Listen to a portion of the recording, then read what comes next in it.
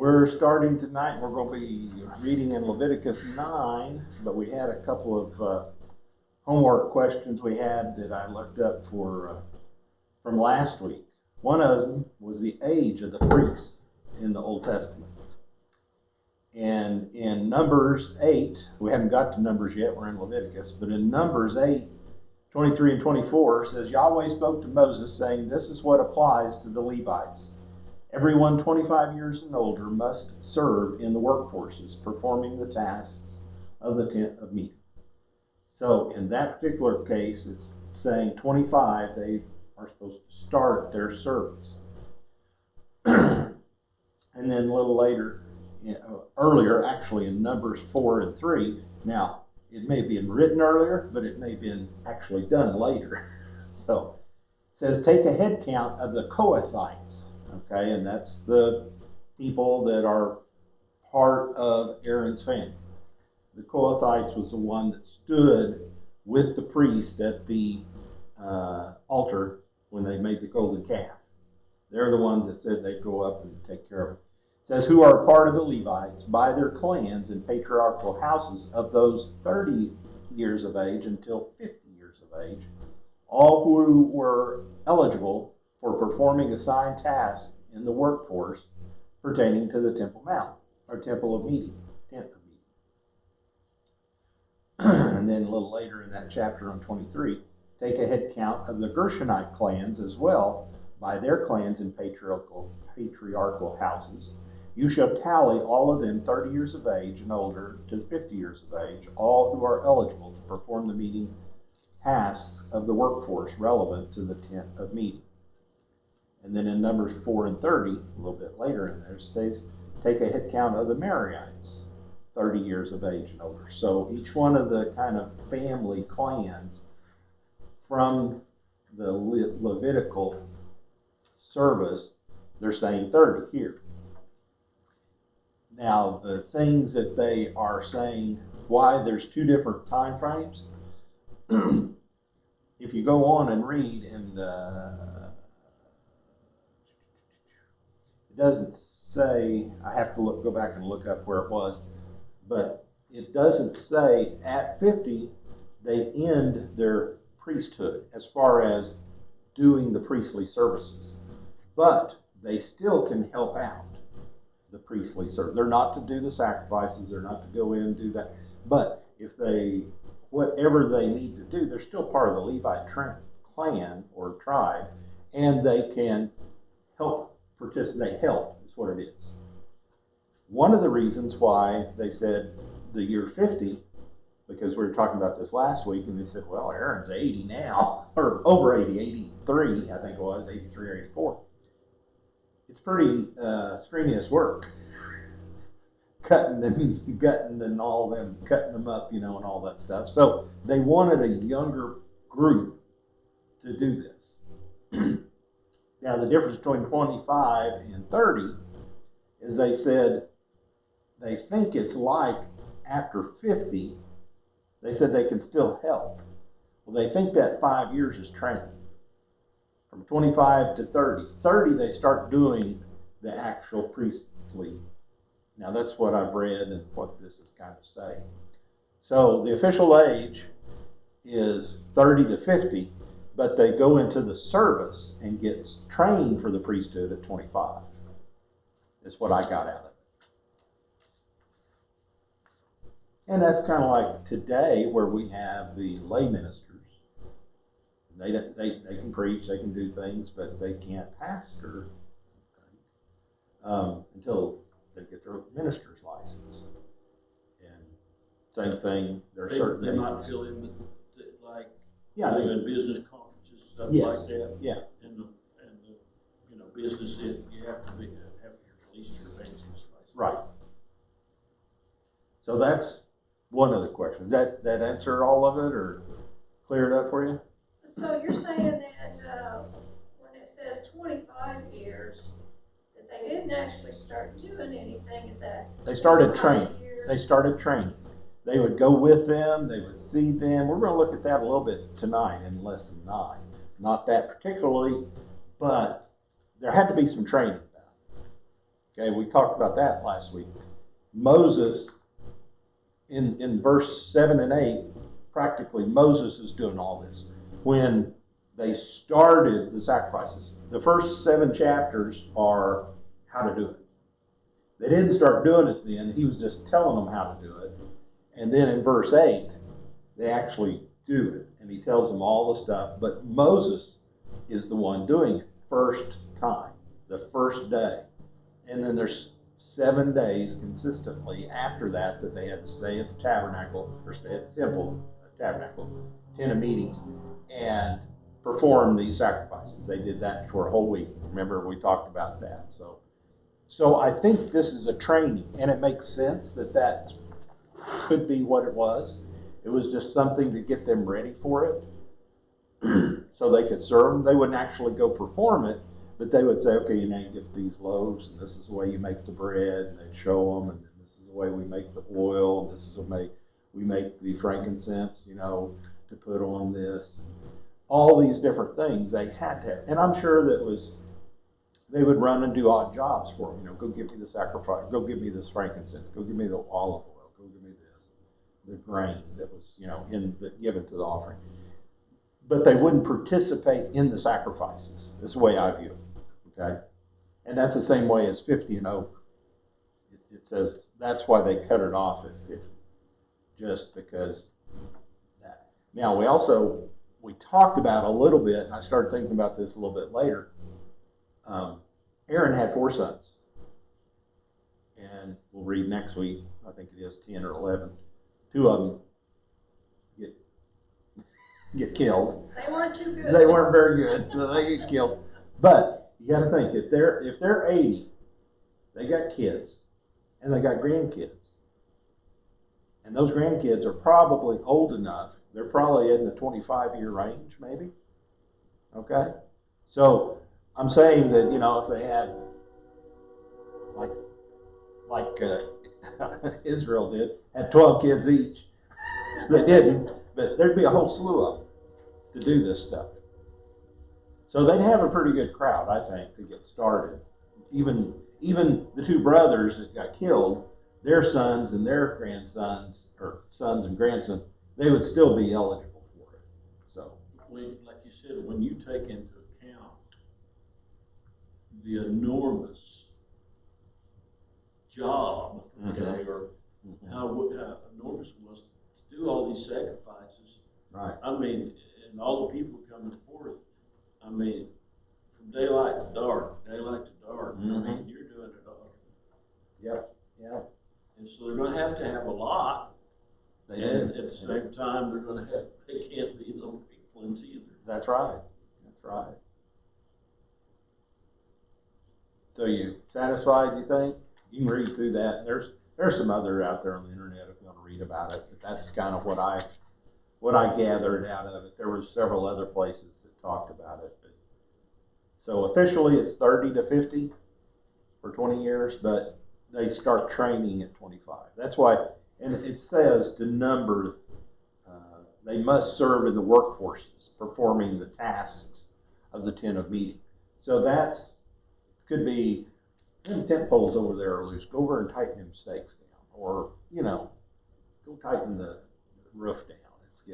Could be anything, whatever they need to be done, and it could be those also when they tear it down and bring it up. They're helping in that process. So we don't have a lot more from the Bible, from the Word, to tell us this. So. Thank you for looking that up. Sure. Now you want to get on to the harder one? The next one's a Urim and Thummim. Okay? And I just printed this out of, and you can read it. I'm not going to read through all of this. But one of them, I don't think I printed this comment off. It said one old minister was asked, how do you describe the Urim and the Thummim? He says, well, the way I look at it is, the Urim is I'm urinating, and then I'm thumbing through the Word to look and see what's happening, see what God's Word means. And really, they didn't have this that we have today. They had to rely on God because Moses is just now writing the first 5 books, first, scriptures, and not everybody had that. So they had this process to discern God's will. Now, they don't know exactly what it means. We're told there's a pouch in the breastplate that had the 12 precious stones on it, and inside of that had the Urim, and the Thummim. Some people think they were stones, as far as a rock. Some people think they were diamonds. Some even people think they were sticks. Could have been specific sticks that meant something, and they were either right. And one of them, and it goes back, and there's several non-biblical scriptures in here too. Okay, and what I mean by that, it says Sosthenes 9 and 12, and the Septuagint. So that goes back. It's in the Bible, but it's before they had verses and stuff. So 23 and 6, 9, 30 and 7, and then the Samaritan Pentateuch, or something like that. And the Jerusalem Talmud is one of them also. So these may not, I went ahead and left those in, but it helps them discern God's will. Some of them, as you read through here, it even said sometimes God, if it was, some of the outside sources says, it would illuminate the stones like they were diamonds. And when they were, if you go back to like Saul, when Saul was trying to see who ate the honey, when he had said nobody eat honey, anything, and his son Jonathan had ate the honey and didn't realize that his father said don't eat it. He started going through which tribe, and it went down to this tribe, was it this tribe, was it this tribe, was it this tribe, and then it went down to clan, and it kind of, and they were using the Urim and the Thummim to figure it out. And they said sometimes when they're wearing the breastplate, it may have even shown on one of those stones that represented that tribe. I don't know. This is the most I could find out of it. The Bible is very, they don't explain it very well.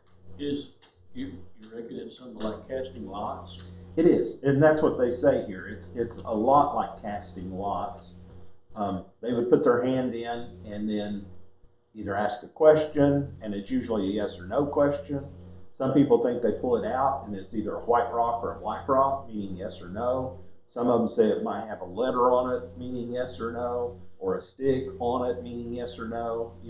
They couldn't tell the difference. They were identical, the stones were, so they couldn't physically feel what it was. They just go in there or like I said, some of them think that it was something supernatural that shone through. We don't see it. One of the things that it talks about, we don't see it very much past Samuel. Okay, David used it, like I said, or Saul used it before. After that, we don't hear much about it because of the kings. The kings then are the ones, God kind of said, okay, you want a king, then they're going to take care of you. And the Urim and the Thummim, it looks like they quit using them. Now, we don't know that for sure. Well, it's even like Gideon, remember, when he asked the Lord for fleece. Right. It says here, Ezra, Nehemiah, and this Sosthenes, or S-O-T, I'm not sure what that is. It says, after the former, those things, pre-exilic prophets died, the Urim and the Thummim became extinct, and Josephus, in Antiquities 3 and 218 says, who avers that the oracle ceased 200 years before his time. So before Josephus, it ceased 200 years before him, before he was writing it down. So And that's what later on it says. No biblical information on the appearance of the Urim, the material out of which it was made, or anything like that, tells, or execution, or anything. Says the most illuminating passage is the Greek of 1 Samuel 14 and 41, says, whose underlying Hebrew is mutilated in the received text, conventionally rendered, give a perfect answer. So that particular part of the Bible in that old Greek text is illegible. They couldn't figure it out in that particular one. So anyway, there's a lot of good information in here. So basically, we just don't know. But since it did go out, they don't use it anymore. They didn't use it anymore because the prophets were the ones up until the time, the judges, Moses and them, they were trying to, I think God was trying to give them a way that they were familiar with maybe the pagans. Not saying that they're doing the same, but the priest would be the ones that they would come to the priest with a question in the pagan religion and they'd answer them. That's kind of what God was doing here because they were used to it. But he intervened in a different way. I don't know if they cast lots or cast bones, as they say, or whatever it was. So anyway. Okay, now we'll get into Leviticus 9. It says, verse 1, and it came to pass on the 8th day that Moses called Aaron and his sons and the elders of Israel. Now we remember they started the sacrifices and they had to stay there for 7 days. On that 7th day, they went home. Now it says, on the 8th day, it came to pass that Moses called Aaron and his sons, so all the priests, and the elders of Israel back together. Verse 2 says, and he said to Aaron, take for yourself a young bull as a sin offering, and a ram as a burnt offering without blemish, and offer them before the Lord. So it's like it's continuing on, starting over again. They didn't have any rest. And I think that's what God's telling them. You're not going to be walking around until the next sacrifice or anything. You're going to be doing God's work. You're going to be doing what he's been told. Now, he told Aaron to do this. And what did he tell him to take for himself? A young bull. A young bull. Why do you think he took a young bull? What did he make? Back on the... Oh, yeah. They made a calf. They made a calf. They took a young bull and made a calf as an idol. I just, and some commenters, I never really thought of that, but the commenters, and it makes sense. This is for Aaron's sin. That's what it says. This is a sin offering for Aaron, for yourself. So it's acknowledging, even though he's gone through this convocation and got consecrated and all this thing, now he has to do this too. Wonder what, for the bulls and the rams, it says without blemish. Wonder what the criteria, because man, they use a lot of bulls and a lot of rams. They do. And I think it had to be the best that you had, is what kind of envision it. Now today, we know they're talking about starting the sacrifices up again, and to be perfect, what they need as far as for theirs, that red heifer, it's like 10 or 11 hairs. If there's 10 or 11 white hairs on that heifer anywhere, they can't use it. So for that particular, and that's to get everything started. That's not for every indication. But it's like, it can't be cut, it can't be, lame, it can't be scarred up, it can't be things like that. And one of the, I don't know if you see it on Facebook, but it's been going around out there where the manger, they said the manger, a lot of people always think a manger was a wooden object or, something like that. But they said what they have found is that back then they would have a stone manger that was, protected basically all the way around. And that's what they put the young lambs in that were for sacrifice, for perfect, to keep them, because it's kind of protected and they wouldn't let them out. And they said then that may have been what Christ was put in as the perfect lamb. So who knows?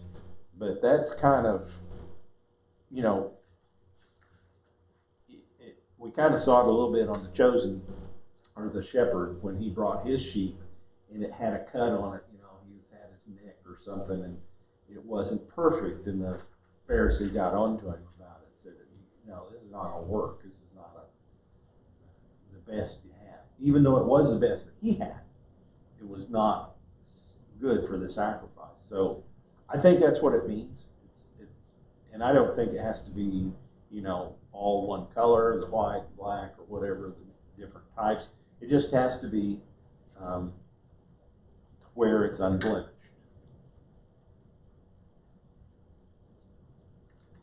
And then it goes on that second page and says, this is where it says Trapp and Clark, they said that it was a specific reason for this particular offering for a young bull, and it's to focus upon Aaron, so that it's to try to show him, or to make an atonement for his sins and the transgression that he had.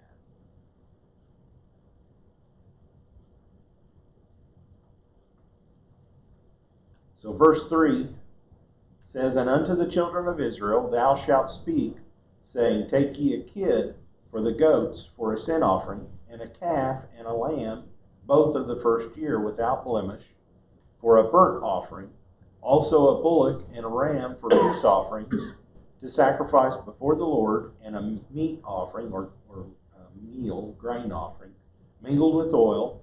For today the Lord will appear unto you. And they brought that which Moses commanded before the tabernacle of the congregation. And all the congregation drew near and stood before the Lord. And Moses said, this is the thing which the Lord commanded that ye should do, and the glory of the Lord shall appear unto you. Now this particular set, it doesn't tell us that, but on the early part, when it first started in the week, Moses was doing all this, showing them how to do this. This is what God showed me to do. This is how you kill it. This is what you cut out. This is how you clean it. This is for the ram, the bull, this is a grain offering. Here's the wave offering that we do. Here's all these different things. Now it's saying Aaron is to do it. Okay, this is the 8th day now. We're out of the week. Now he's telling them, you've trained for a week. And Moses was there with them, showing them what God to do. And they did it. And now it's Aaron's time and his sons. Aaron's and their sons' time to start out. And this is just it's not a test. It's just, okay, you've got to start doing this. It's kind of what I see. I think I was reading it, just like they'd been set for 7 days, and then they had to turn right around. Oh man, Jesus is wonderful.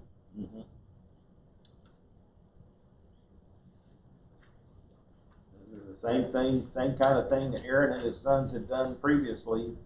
And they'd made several sacrifices a day. Now it tells them to go back and offer 5 more sacrifices. And it's like, why? But it's like, no, God told you to do this. And one of the reasons here they said this is Moses told them, you're going to see the glory of the Lord. You're going to see what's, the early part, or see the glory of the Lord. Now it had already, the glory of the Lord already came down and was in the Holy of Holies. Okay, he had already came down, but he hadn't, they had, very few people had seen that, if any. Just maybe the high priest or whatever that was there.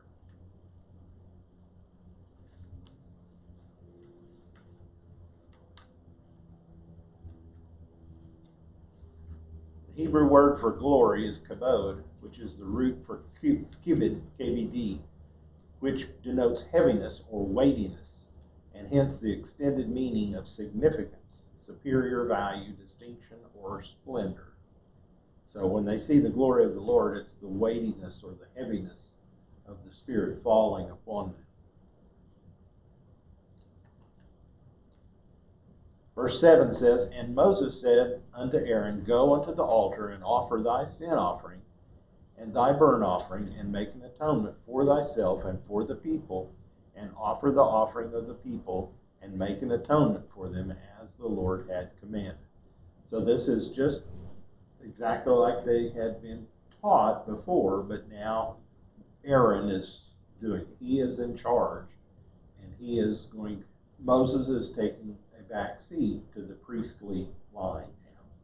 Up until that time, he had been showing them and leading them and guiding them. Okay, verse 8. Aaron therefore went to the altar. He slew the calf of the sin offering, which was for himself. And the sons of Aaron brought the blood unto him. He dipped his finger in the blood, put it upon the horns of the altar, and poured out the blood at the bottom of the altar. But the fat and the kidneys and the caul above the liver of the sin offering he burnt on the altar, as the Lord commanded Moses. And the flesh and the hide he burnt with fire without the camp. And he slew the burnt offering, and Aaron's sons presented unto him the blood, which he sprinkled upon the altar. And they presented the burnt offering unto him with the pieces thereof, and the head, and he burnt them upon the altar. And he did wash the inwards and the legs, and burnt them on the burnt offering on the altar. So here again, it's going through this, and it's just, showing everyone, because they realized, Moses said, because this is your sin offering, it's kind of making it plain to everybody. Yeah, Aaron messed up, but now God is redeeming him through this process. Nobody's above. That's right. No matter who it is, when they sin, they've got to repent. They've got to go through with this. And that's what it said. This sacrifice told the nation, I am a sinner who needs atonement also. It's like, they're not Superman, they're not above everybody, they're right there with them at the same place, and they need it just as much as anybody else does. When you think about it, you go over and over, even from Genesis, you start reading something and tell you something, then back goes back. This was a lot of stuff to get that. Right. This is something you would learn in 15, 20 minutes. No, and that's why they went over day and day. A little bit, kind of what I said Sunday. My father-in-law showed me how to do the catfish that he had out there, the way he wanted it done. And it's right as far as I know. But, I'd start out, he'd say, no, don't cut there, cut back here, and catch in there and get along that bone and just come right down the bone. And, he had to show me. He showed me several times, but then when I started doing it, I wasn't doing it right. I had to. He was training. Yeah, he was training me how to do it, and how to get it, how to feel there with the knife, to get it and not get into that vein on the back of that muddy meat. Yeah, all that stuff. So that's what through this process, like you said, I'm sure glad I didn't have to learn. We don't have to keep up with this now, because man, you would have to memorize it to know what's going on. It'd take 5 years to get before you could do it on your Well, the first part, he dips his finger in it and puts it on the altar, and then he dips a finger in the other blood and flicks it. Oh crap, I did it backwards. It's very specific what he has to do with what blood. And they were human beings just like us. That's right. So, I'm sure they had to learn and had to go through that process, and it's just. You take somebody in our generation and put them back in that generation, they think everybody's nuts, but you take somebody from that generation and put them out, our generation, I mean, Yep. the things that. We're nuts. That's right. Okay, going on to verse 15. And he brought the people's offering, and took the goat, which was the sin offering for the people, and slew it, offered it for sin, as the first. And he brought the burnt offering, and offered it according to that manner. And he brought the meat offering, or grain offering, and took a handful thereof, and burned it upon the altar, beside the burnt sacrifice of the morning. He slew also the bullock and the ram for a sacrifice of peace offerings, which was for the people. And Aaron's sons presented him with the blood, which he sprinkled around the altar round about, and the fat of the bullock, and of the ram, and of the rump, and that which covered the inwards, and the kidneys, and the caul above the liver. And they put the fat upon the breasts, and he burnt the fat upon the altar. And the breast and the right shoulder Aaron waved for a wave offering before the Lord, as Moses commanded him. I forgot to put a break there. So before it was just for Aaron, now it's the people's. He's making it do for the people. So he had to go through this basically twice that day in the same offering. He did the morning offering, but that was for him. Now he's doing this almost over again, identical, but for the people, to go through each one of these, and except he's doing all pieces of it, doing the wave offering and all these different things that they had. So they carried it all out as they had been taught through the first few chapters that we've gone through, that this was their training period for the priestly work. The atonement through the sacrifice of the calf in verse 8 through 14 was for the sake of Aaron and the priests, but not for their sake alone. It was to make them fit to be priests for the people's offering. It was so that they could serve the people of Israel, not merely be holy for their own sake. So it had to set them up so they could go before the Lord, but they did it for a reason, because they had to help the people. The people couldn't do it on their own. Said we can assume the carrying out of all these different sacrifices was kind of training for their work, and it was all done under the watchful eye of Moses. So that's kind of what we were saying earlier. It was a training period, this whole 7 prior days before it. And now this is kind of the test. This is their test period. Did Aaron and his sons then begin to teach the others, I guess? Of the priesthood. Right. And their, Right. And as we read here again in Numbers, like we said on the earlier one, I'm not sure where that falls in here in Leviticus, but they started training the young ones whenever they turned the age that they would become priests. They would come up and work, and I think for the 5 years, I think they trained, from 25 to 30, and then 30 they actually started participating in what was going on in the sacrifices. Then 22, verse 22. And Aaron lifted up his hand toward the people and blessed them, and came down from offering of the sin offering and the burnt offering and peace offerings. And Moses and Aaron went into the tabernacle of the congregation, and came out, and blessed the people, and the glory of the Lord appeared unto all the people. And there came a fire out from before the Lord, and consumed upon the altar the burnt offering and the fat, which when all the people saw, they shouted and fell on their faces. So Moses and Aaron went inside the tabernacle. We don't know the temple, tent of meeting.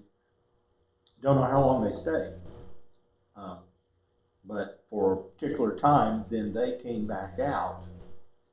And after that, after they blessed the people, then God came out, and they saw the glory of the Lord, and a fire came out from before the Lord. We don't know what that was.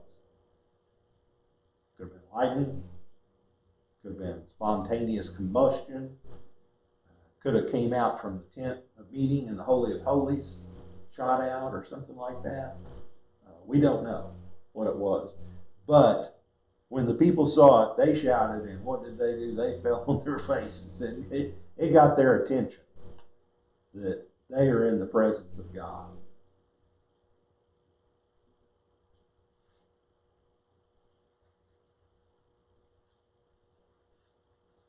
Here's another, it was talking about versions.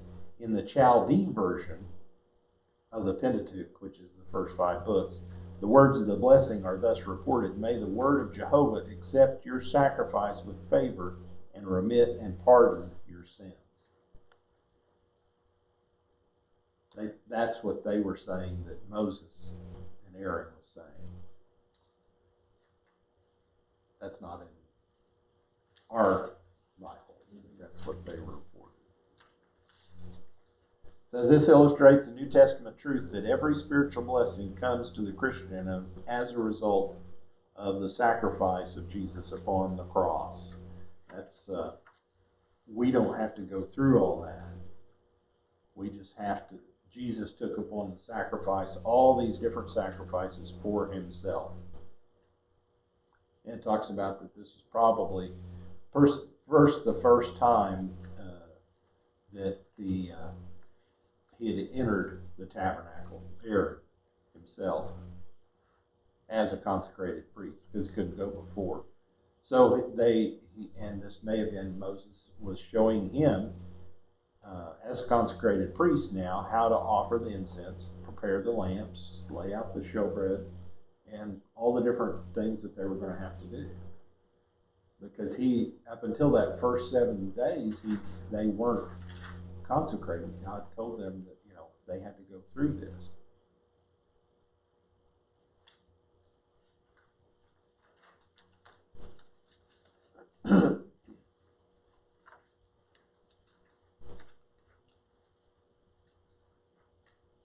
Kind of repeats what it said there.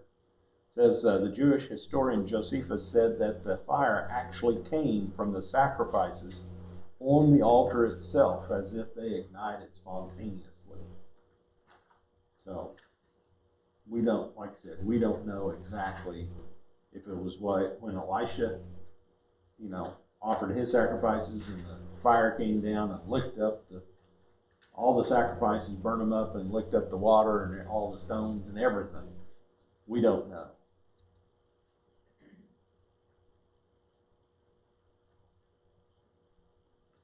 And there's, go ahead. Says the Holy Spirit manifested his presence on the day of Pentecost by the tongues of fire. That's right.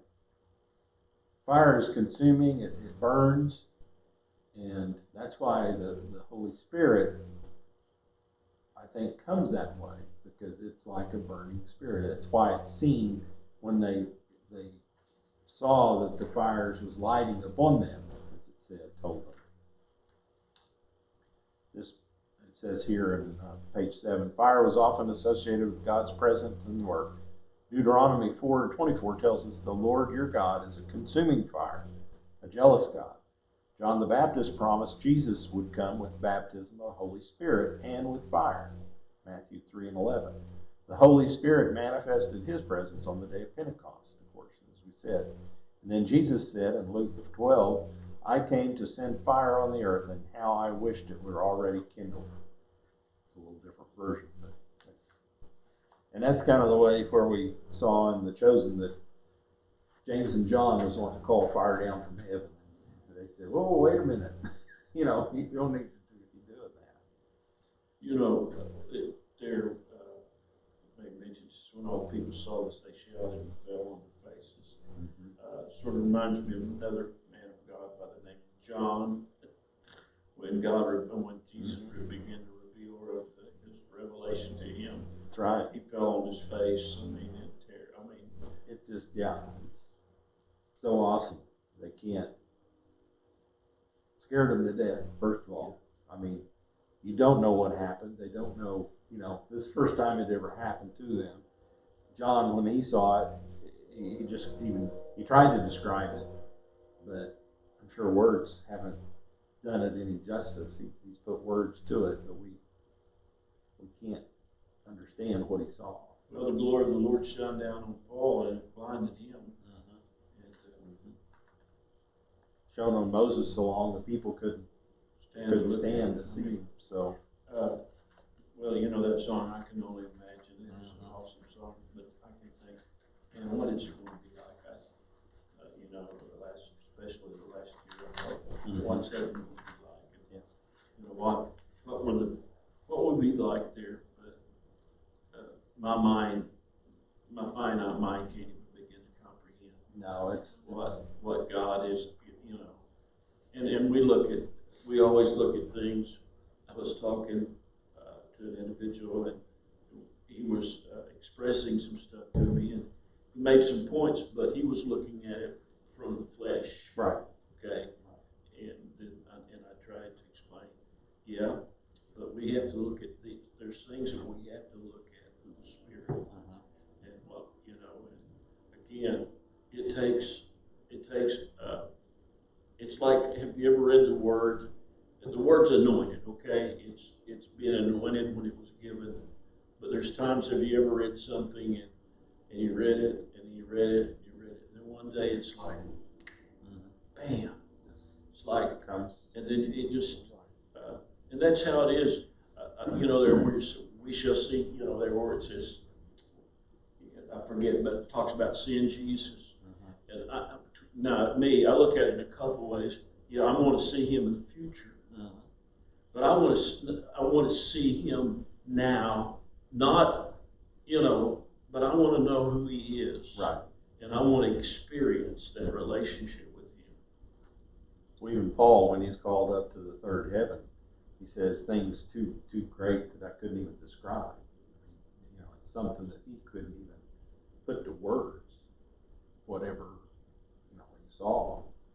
So, and I'm sure it's much like Daniel and John saw. So. And Jesus fulfilled all of this, all of us are going to be studying, all of it, in born in a manger, living for 33 years, died on the cross, and then being raised again, and He fulfilled all of that. That's right. Well, I said it was a little short lesson, so continue on next week, I guess.